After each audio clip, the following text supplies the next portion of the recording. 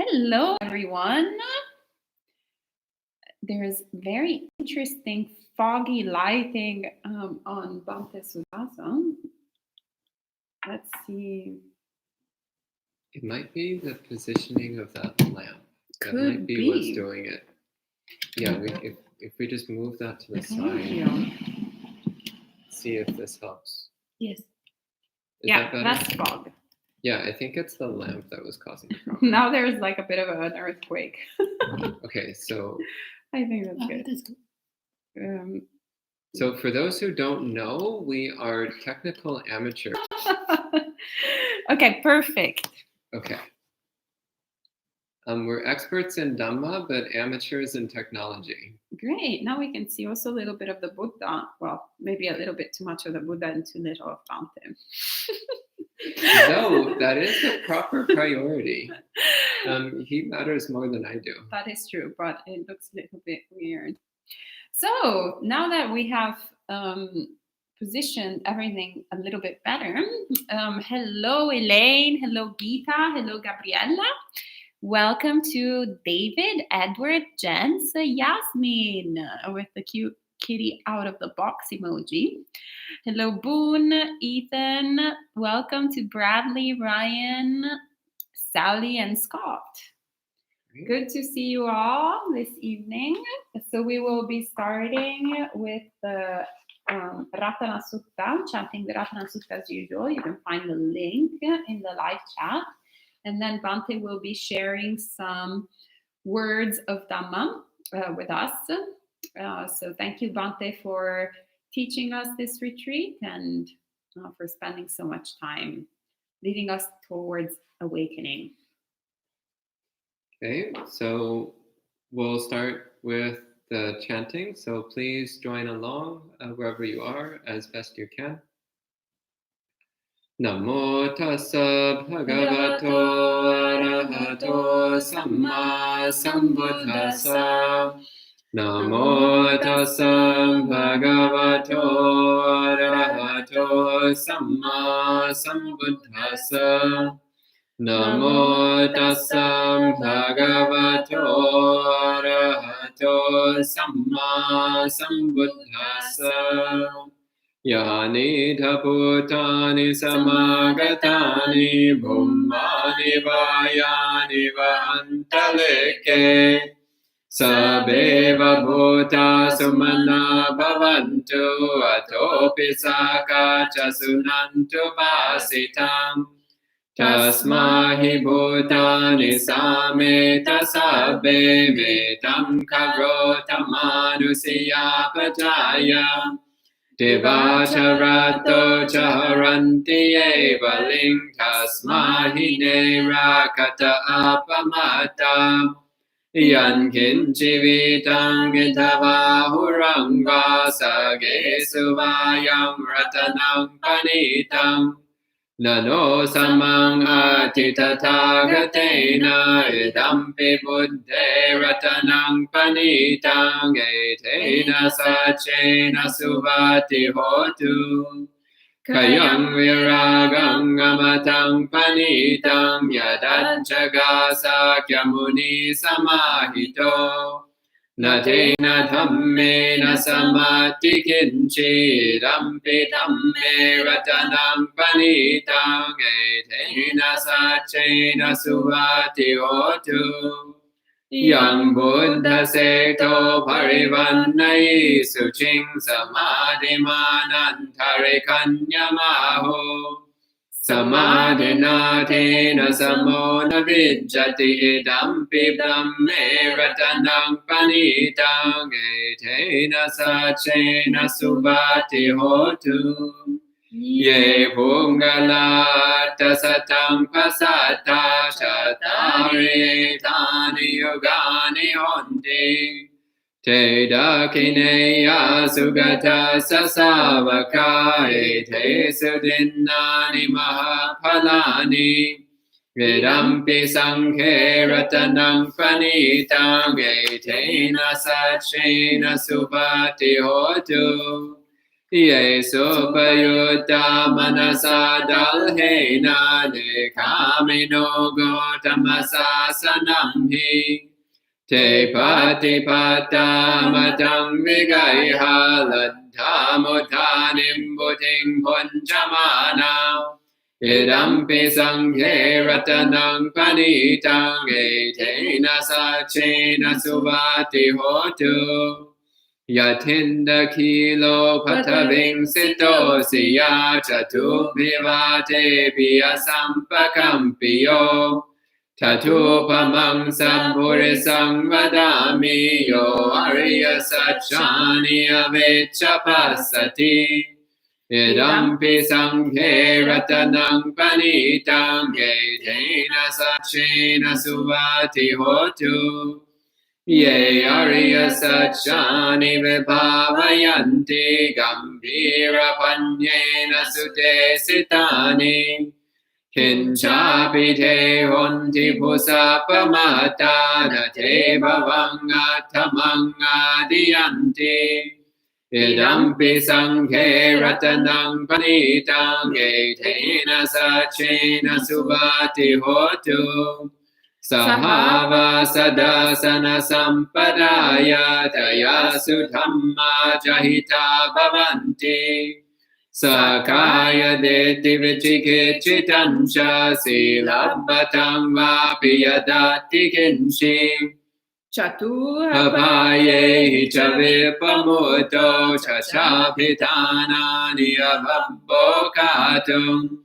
Idampi sanghe ratanang panitang etena sachena suvati hotu Kinchapi sokam mankaroti papakam kayena vacha uracheta savam Avambo sodhassa patichadaya avambata dittapadassa bhuta Idampi sanghe ratanang panitang etena sachena suvati hotu Vanapagum me yatha pusitang gegem anamase patamasming gemhe Tatupamang dhammavaranga desayi nibbanagaming varamang yitaya Idampi buddhe ratanang panitang etena sachena suvati hotu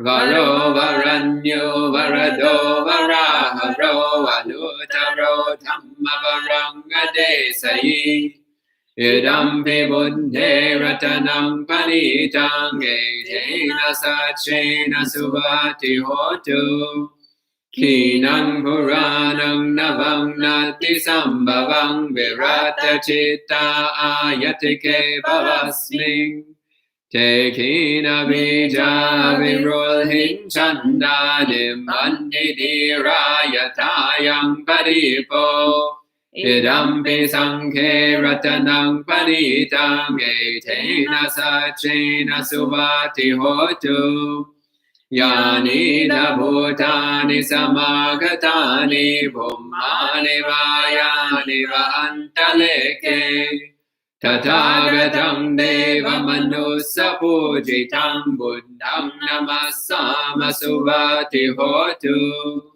Yani bhutani samagatani bhummani vayani vantaleke Tathagatam deva manusa pujitam dhammam namasama suvati hotu Yani bhutani samagatani bhummani vayani vantaleke Tathagatam deva manusa pujitam sangham namasama suvati hotu Etena sacha vanjena dukavo pasamentu te Etena sacha vanjena vayavo pasamentu te Etena sacha vanjena rogavo pasamentu te.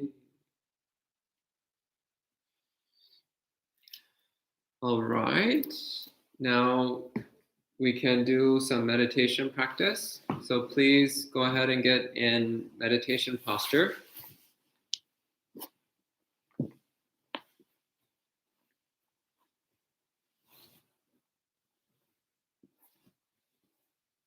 You should know by now that that means full lotus position.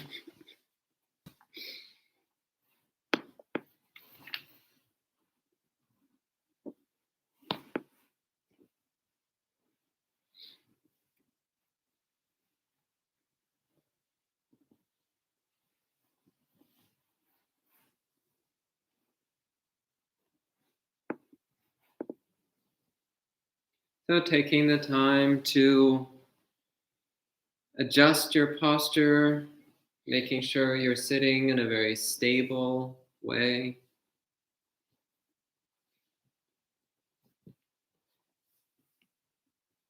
Making sure your weight is evenly distributed on your sitting bones and that you're not cutting off circulation to your thighs or your ankles or your feet.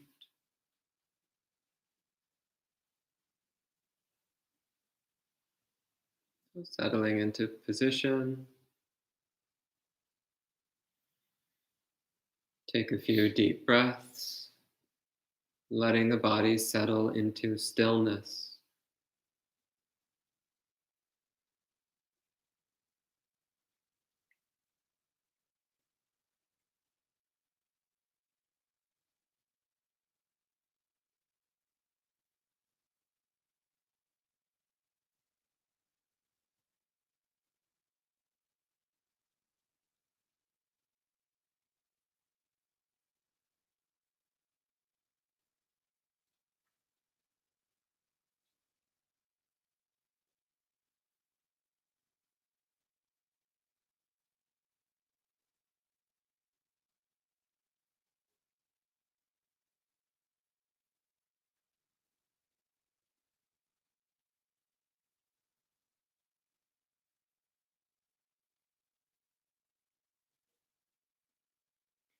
And again, starting by settling attention in the body.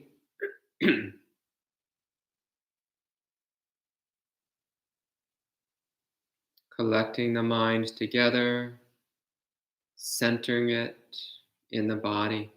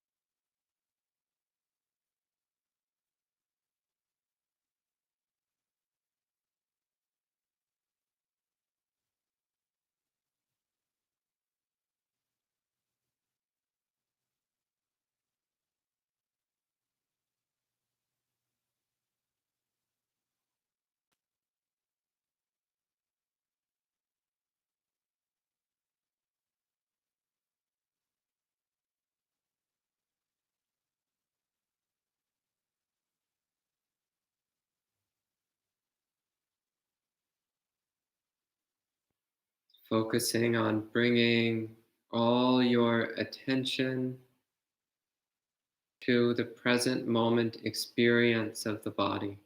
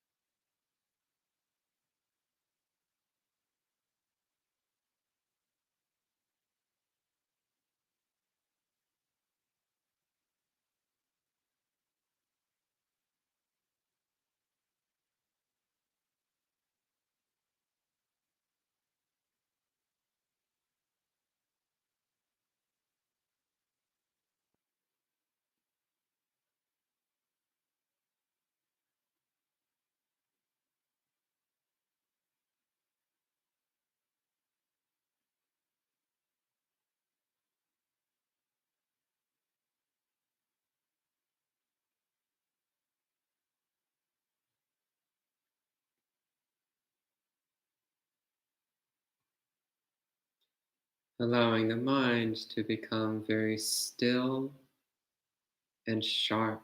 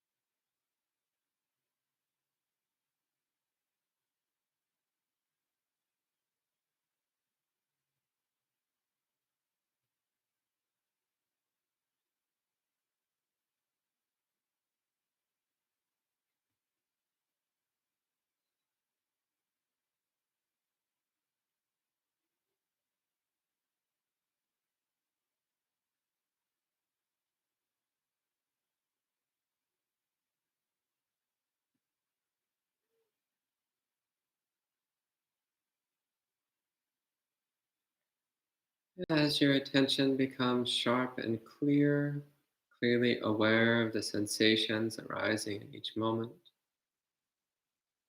recognize the feeling of pleasant, unpleasant, or neutral that accompanies each sensation. Noticing the experience of pleasant, unpleasant, and neutral arising in the mind, moment after moment.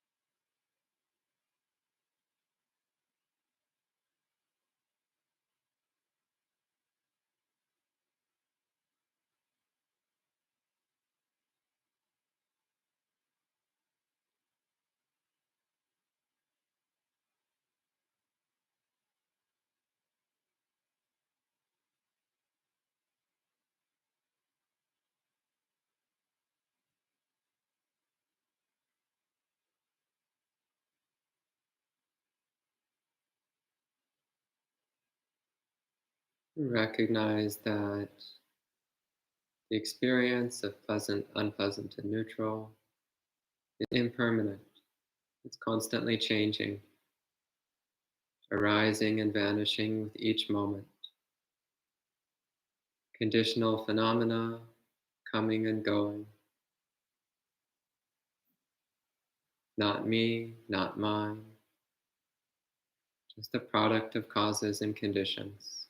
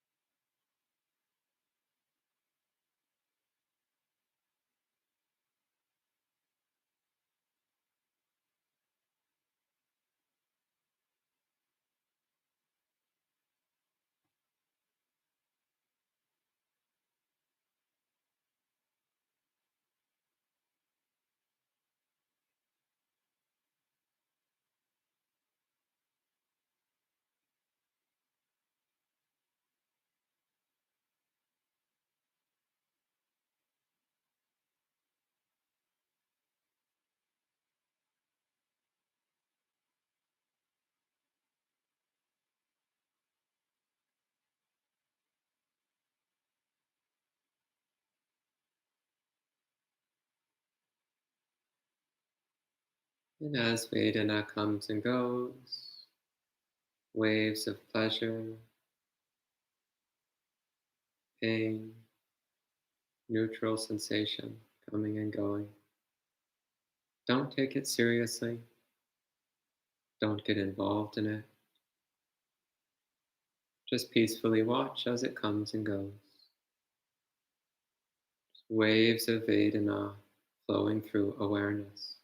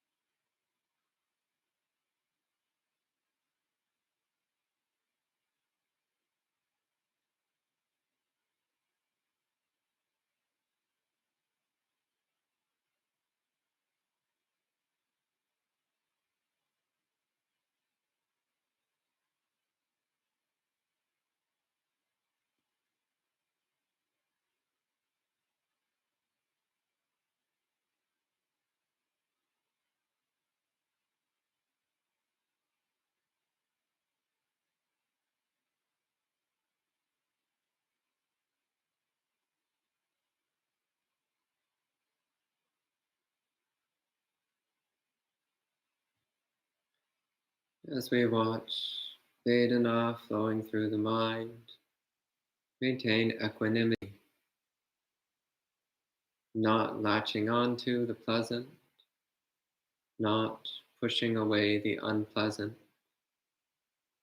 just maintaining full awareness, serenity, and acceptance of whatever each moment brings.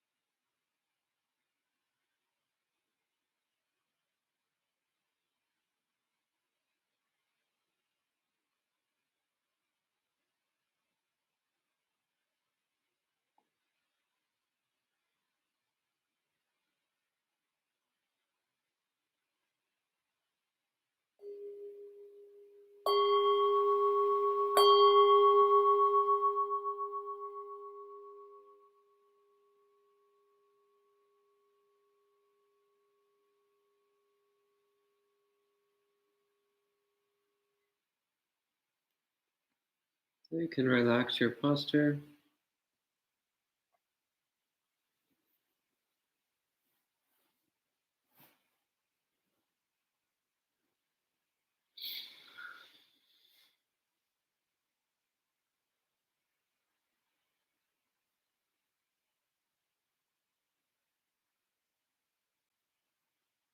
All right. Well, thank you, Bhante, for leading us in meditation.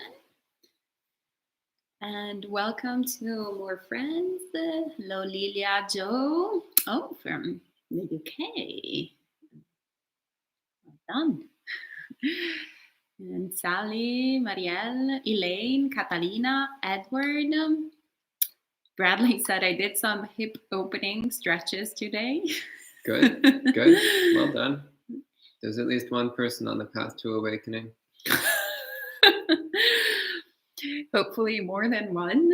And hello to Jen, Gabriella, Gita, and Maya, and Jacqueline. We're all thankful for the meditation. Okay, so the subject for today was Vedanānupassana. So becoming clearly aware of our experience of Vedana moment by moment. So identifying the experience of pleasant, unpleasant, and neutral, which is constantly arising in relationship to our sensations, constantly arising in relation to whatever is currently being experienced by body and mind. And in particular, we do this in order to come to a deeper understanding of how we generate our own suffering moment by moment. Coming to a deeper understanding of how we take perfectly innocuous sensory information and turn it into misery and torment. And in particular, learning how to get some control over this process. Learning how to recognize sensation as just being sensation, not things that are inherently unpleasant or inherently pleasant for that matter. Or as Vedana arises, to recognize that the Vedana itself is impermanent, insubstantial, impersonal, and doesn't control us, doesn't define us. So these are two ways of approaching the subject of Vedana. One is to focus on the underlying sensation, purely as sensation, so that one doesn't get lost in Vedana in the first place. The second is to notice the arising of Vedana as just something which arises and ceases. So noticing the arising and ceasing of Vedana moment by moment. So recognizing Vedana itself as impermanent. Recognizing Vedana itself as insubstantial, as not defining us, but just being something that is causally produced, something that arises based on causes and conditions, but which does not define us and does not control us unless we give it power, unless we give in to it, unless we get involved in it. So the first way of practicing is effectively to not give rise to Vedana in the first place, or to perceive all sensations as neutral Vedana. That's the first approach. The second approach is to recognize the arising of Vedana, so painful, pleasant, and neutral Vedana, but not to get involved in them. And in this way, they have no power over us. To recognize them as impermanent and impersonal, so that the Vedana doesn't affect us, it doesn't influence us at all. So these are the two methods which I've offered some guided meditation on. But also, as with all forms of Buddhist meditation, there's a tremendous range of ways that one can apply the Buddha's instructions, a tremendous range of ways that one can use the frameworks that the Buddha presents to us as a way of investigating our own experience. So I also hope that throughout this day you've experimented with Vedanānupassana. You've experimented with ways of observing feelings as they arise and cease. You've experimented with ways of observing the process through which we experience pleasant, unpleasant, and neutral. And in particular, that you've started to get some grasp as to the control that we have over our own states of happiness and sadness, the control that we have over whether we are content or discontent, the control that we have not necessarily over the sensations, but over the reactions to those sensations. So I'd like to just go directly into open discussion.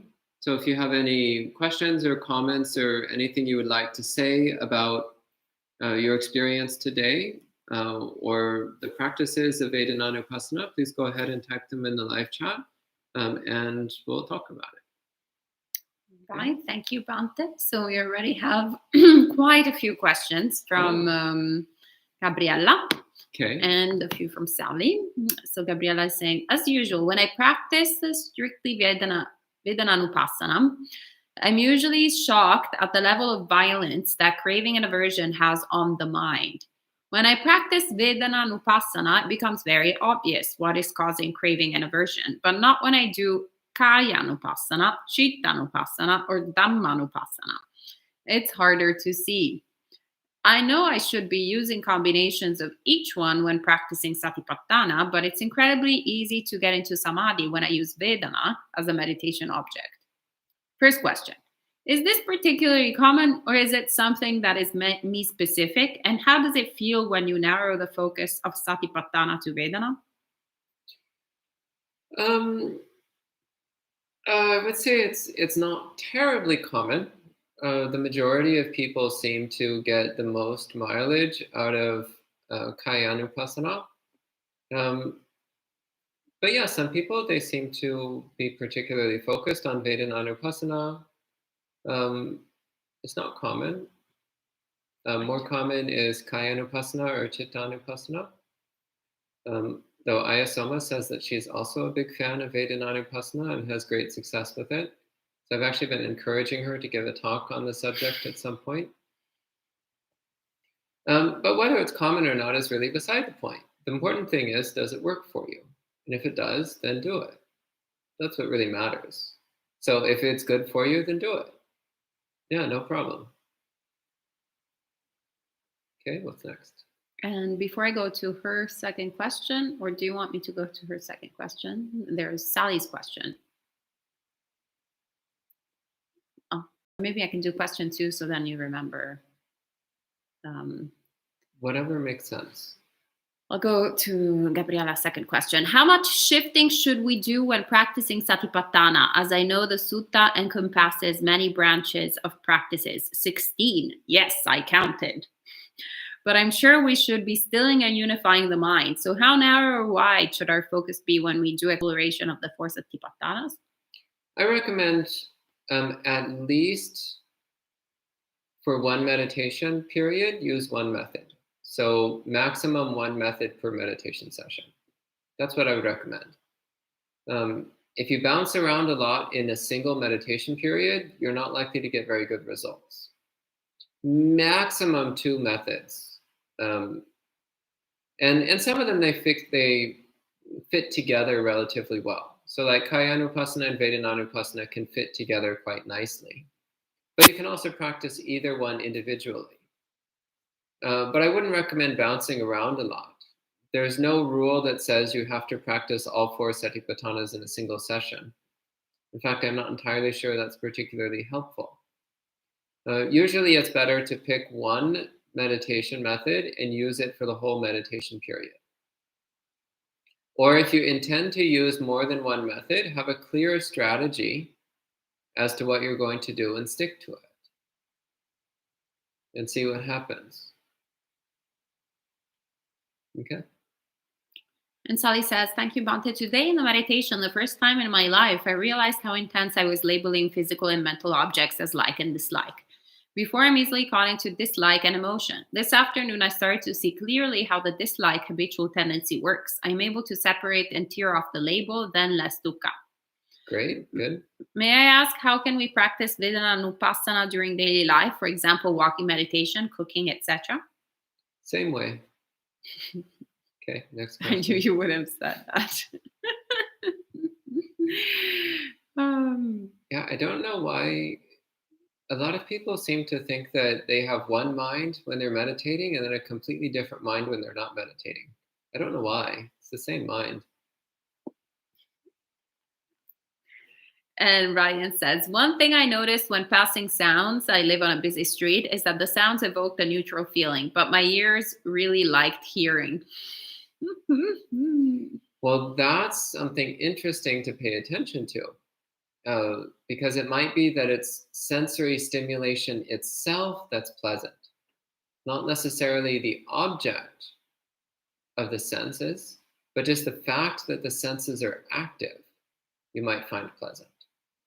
So that's something to explore and look into, and to cultivate contentment with inactive senses, cultivate contentment with silence, for example. And Bradley is sharing, I was very aware of the sensation of my heartbeat. I didn't react to it one way or another, so I ended up labeling it as neutral and watching it as it came and went. Then a cool breeze came in and noticed how nice it felt, and that I labeled as pleasant almost immediately. Haha. Okay.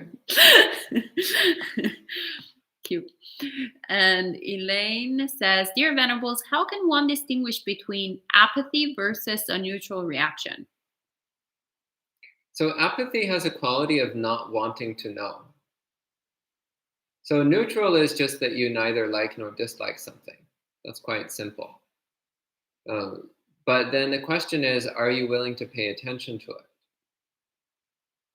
If you're not interested and you're not willing to pay attention, then that's apathy. If you are interested and you do pay attention, then that's not apathy. That's equanimity. Okay. And Kevin says, Bhante, might it help to mentally label pleasant, pain, neutral, at least at first, in order to help see them arise and pass? That's a practice that you can do. And some people find it quite helpful. But yeah, as you say, only in the beginning, because it's a very coarse method that will prevent you from developing a more subtle awareness. But in the beginning, if we can't even get coarse awareness, then you use coarse methods until you have a coarse awareness. Then you work on developing subtlety. So yeah, if you're noticing that you're having a hard time with practicing Vedanānupassana, then that kind of noting method might be helpful for you. You can try it out, see how it goes. And that was the last question for now, unless something else shows up. Oh, there we go. Oh, I said it. Sally says, could Bhante explain more about this afternoon's teaching?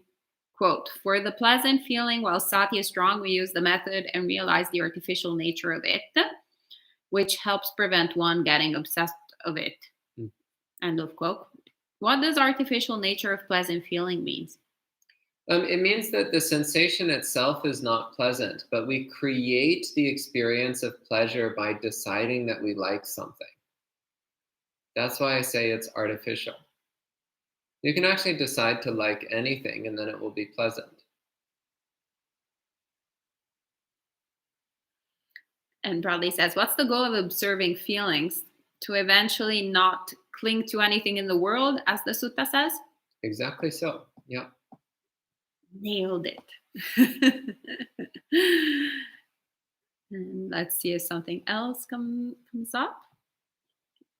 In the meanwhile, our resident maid having a pleasant feeling with little Stan, Ajahn Stan. And Victor is asking, any good guidance book for meditation you can suggest me? You can WhatsApp me or DM my book. Oh, I think WhatsApp me or direct message my Facebook, Bhante. Thank you. Victor is very technological. Different forms of communication. Yeah, I mean, one of the old classics is Mindfulness in Plain English by Bhante Ji. Very old classic on meditation practice. I'm going to write it for Victor. Yeah. You can find it, you can find the ebook version for free online. Yeah, it's been around for a long time. Big classic book.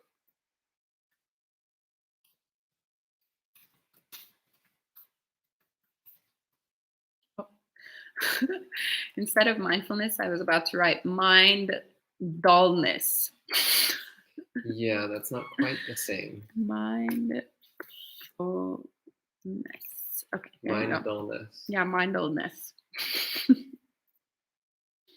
Gabriela says, I know that if you slow your observations of the Vedana carefully, not getting too close to the event horizon of the craving zones, you start being able to notice more of the neutral experience. And as you get to the event horizon, you have to start carefully restraining your senses to get even more close to see what might be the various draws of the craving object. And the longer you just restrain yourself, the smaller the craving feels at, because you become dispassionate to the craving object's attractive features and seeing its drawbacks. Okay, sounds good. Today, Bhante Suddhāso is very zen. Very few words. And Victoria is thanking you for the advice. Oh, yeah, it keeps going. You do the exact same thing with can't pronounce anything these days. You do the exact same thing with repulsion fields. Restrain the senses carefully, approaching, but rewarding your mind for getting closer and closer to. Something's coming up. Again, so far sounds pretty reasonable. Yeah. Approved, the thumbs up.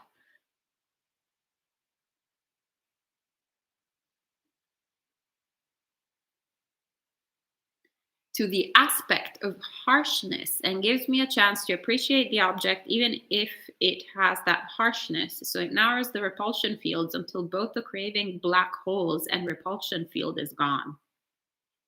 Okay. Okay. Yeah. Multiple thumbs up by Bhante Suddhāso. And Sally's asking, how could someone make wise choice if there's no dislike mind at all? Mm-hmm. Because there can still be awareness of wholesome and unwholesome. And there can still be awareness of what leads towards awakening and what leads away from it. So that's operating from wisdom rather than from craving. And Bradley is asking, what's a useful way to figure out where to focus our meditation practice? Sometimes I find that there's so much to explore in the sutta, I'm not quite sure where to start. I tend to be very goal-oriented, so I take, say, stream entry as a goal. Don't know if that's useful. But then how do I focus on such goal? I ask because there's many aspects explored in the Satipaṭṭhāna Sutta, and I have this tendency to want to explore all of them. Good, then explore all of them. What's the big deal? Okay. Well, if you want to attain stream entry, then follow the Noble Eightfold Path. So, good goal, and that's the path, Noble Eightfold Path. Investigate each aspect of the Noble Eightfold Path in detail and try to live it as fully and completely as you can. And if you want to explore different aspects of meditation practice, well, then do. Try out different things, experiment with them, see how it goes. You really only learn through trying. Try out some meditation methods, see what it feels like. You'll try a bunch that you'll find don't really work for you, or that you don't really like, or that don't seem to grab your attention, and that's fine. But you'll also come across some which seem to really work for you, or which you find really intriguing and you really want to dig in deeper to, or ones which seem to have unusual or unexpected effects. So experiment and see what happens. You don't really need to worry about wasting time, because when you're experimenting with meditation methods described by the Buddha, you're still cultivating wholesome mind states. That said, it's also good to have some sense as to what your primary meditation method is. I do highly recommend that everybody have one primary meditation method which they use the majority of the time. And so whenever you don't know what to do, you just go to your primary method. Or whenever you don't feel like experimenting or you feel like your mind is primary method. But as time goes by and you experiment with other things, then your primary method might change. And that's okay. That's fine. In fact, that's how things should be. So yeah, don't be afraid to experiment. It's totally fine. This is how you learn. And of course, it's good to have the goal of stream entry, but also hold it lightly. Don't hold that goal in a way that makes you suffer, because that's counterproductive.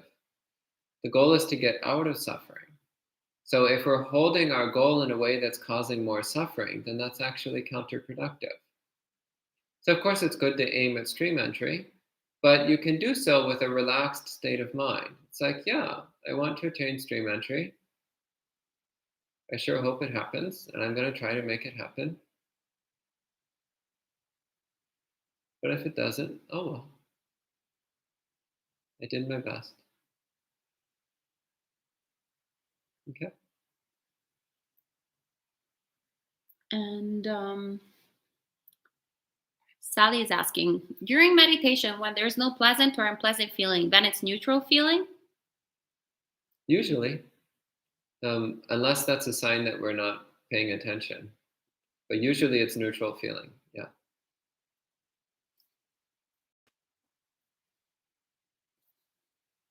Usually the majority of the body is neutral feeling, except as one starts to approach jhana, and then the primary feeling of the body switches to pleasant. But most of the time, the body is primarily neutral feeling.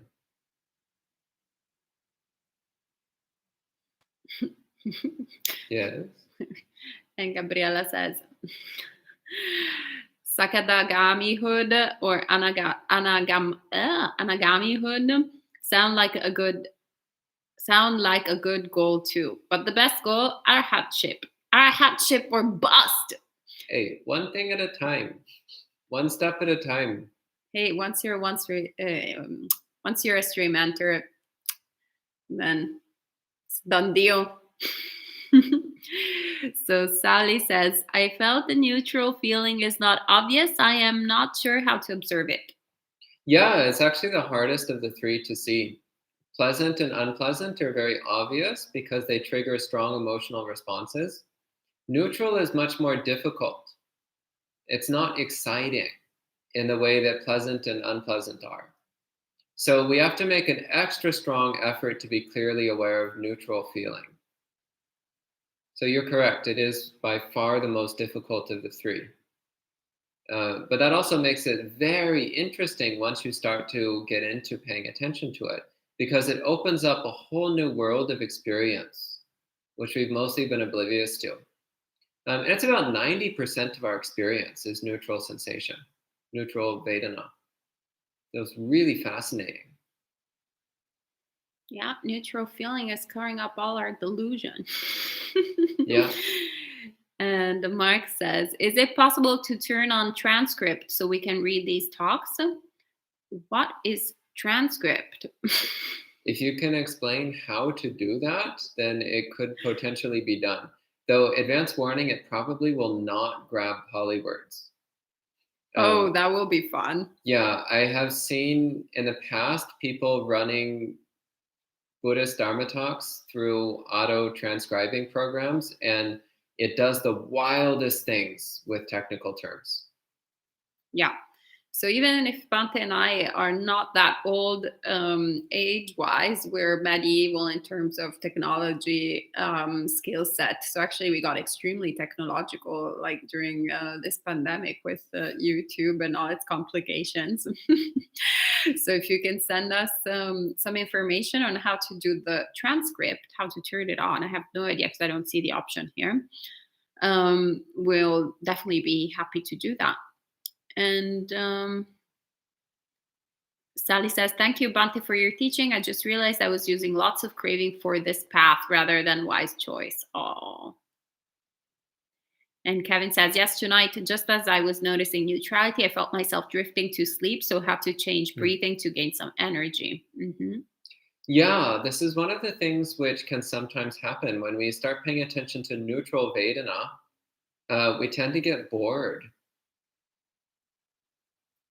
So we have to really actively cultivate an alert interest in neutral Vedana, or else the mind can drift off very easily. And Sally's asking, why neutral feeling is the source of delusion? Well, you'll have to ask Ayasoma because she's the one who said that. During monk chat. And Mark says it's on most videos when clicking the 3 dots, I guess the transcript thing. Okay, we'll check it out. And Ethan, I think, is saying how the transcript will look like Kaya Nupasana equals kayak new possum. Dying. That seems quite likely.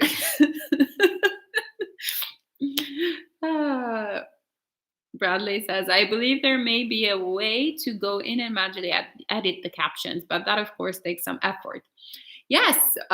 So we're hiring volunteers with 0 pay at Buddhist Insights, as usual.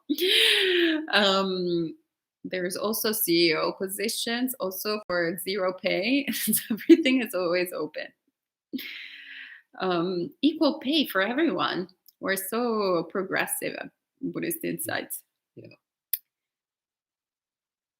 And Gabriela says, boredom is a kind of mild aversion, right? Yeah. I would agree with that statement. Oh, Jen says, a note on captions, they're not available during live streams from YouTube, but on previous videos, you can go in the settings and turn on captions. Interesting. Yeah, we can look at it. Mm-hmm. But yeah, there's going to be some manual editing involved for sure, and that's going to take volunteers. Yeah. Yep. So send us an email at info@buddhistinsights.com to volunteer.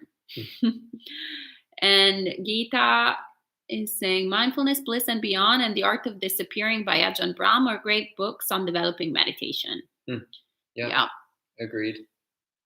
Yeah, Ajahn Brahm he's quite good at giving beginner level instructions. He's also great at intermediate level instructions and advanced level instructions.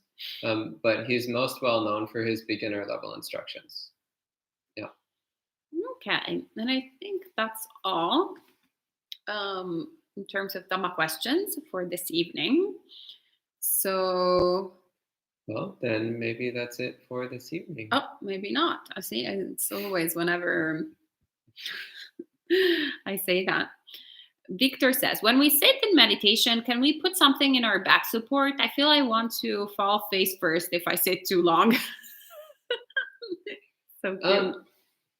It's not normally recommended because if we're leaning back against something, then we tend to get dull-minded and sleepy. So it's not so helpful. It's better to sit up nice and straight. Usually the best way to keep that from having that feeling of falling forward is to sit up on a cushion that's high enough to support your back and have your pelvis tilted slightly forward and your spine resting perfectly upright. Then you'll find that you're not feeling like you're leaning either way, like you're not going to slump forward or backwards, and it'll also be relatively comfortable. I say relatively because there's no such thing as a comfortable position. That's a quote from Ajahn Amaro, by the way, and it's possibly my single favorite Ajahn Amaro quote. There's no such thing as a comfortable position. Because realistically, the sooner we come to terms with that fact, the more we'll be able to settle into our meditation posture.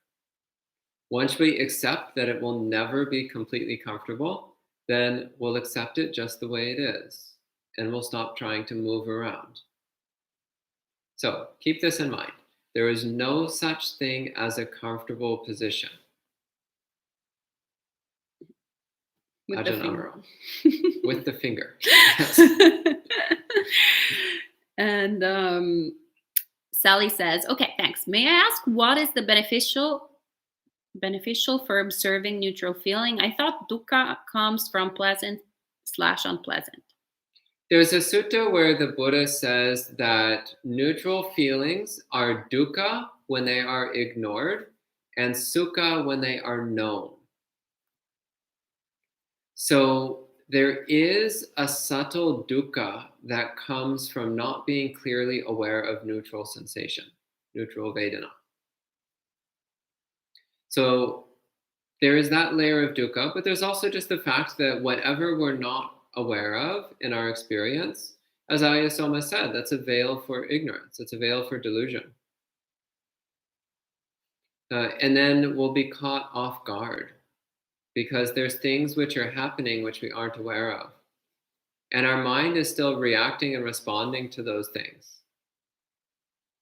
Even though we think we're not aware of what's going on, our mind still reacts. So as we become aware of neutral sensation, you'll also become aware of the reactive tendencies of mind, which are causing dukkha. So it's very important to cultivate awareness of neutral sensation.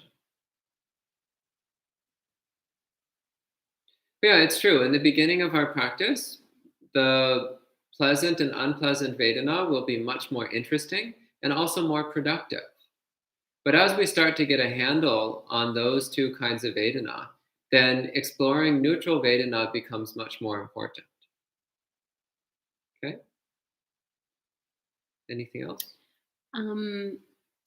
Kevin is thanking us and saying that the talks during this pandemic have been a game changer for him. Oh, very sweet. Very good. And he's encouraging us to practice dana by supporting the monastery. So if you want to do so, you can go to the website buddhistinsights.com/donate, which you'll find now on the live chat. And Gabriella is asking me a question. So I'll answer briefly. Yeah, when you practice Vedana and Upasana, do you use Chitta or Kaya as a base and then focus on the Vedana, or just the pure Vedana and tranquilize the body, mind and body? I start with Chitta. Maybe we'll do that at not this Monday, the Monday after, once we're done with the Satipatthāna. So I'll share my twist on my personal practice, creative meditation. And Bradley says, core ab exercises also help strengthen your sitting so that you can attain better posture. Mostly cause we need to use our lower back, hip, and abdominal muscles to sit up straight. Okay. Well, that's because... I don't know what any of that means, but okay. Well, that's because Bradley has like the perfect body with all the muscles like perfectly developed. So he's like perfect posture by default. He's also trying to get into full lotus. Yeah, exactly. Yeah, he knows. He knows. Marielle says, yes, I agree. Having you both. Oh, I thought you agreed with Bradley. So I was like, yes, I agree. I was about to say having your abs, that is, having you both every day keeps me sane and close to awakening. Great. Sadhu, yes, sadhu, Marielle, sadhu. we want you sane and awakened. Yes. And Sally says, so in the meditation, we can use the afternoon meditation guidance firstly, then this evening one for Anicca of Vedana? You can use either one in whichever order works for you. I'm just presenting those as two different ways of practicing Vedananupasana, two of the countless ways of practicing it. So experiment and see what works for you, see what helps for you. And in a little over a week, you'll get Ayasoma's take on the meditation as well. Okay. All right. Well, thank you so much, Bhante. Sadhu, sadhu, sadhu. Tireless teacher. It's very inspiring. And tomorrow morning, we will be meeting again at 8 a.m. as usual. I think just for chanting and meditation. Okay. And then in the evening, I think we'll have No, actually, I think I will be talking. Oh, great. Maybe tomorrow we have Sutta Start. I don't remember. Anyway, 8 a.m. Check 8 a.m. Show up, and whatever it will be, will be. Don't even bother to look what the subject is. Just show up at 8 o'clock. Yeah, show up every day without fail. 8 a.m. in the morning, 7:30 p.m. in the evening. All right, have a great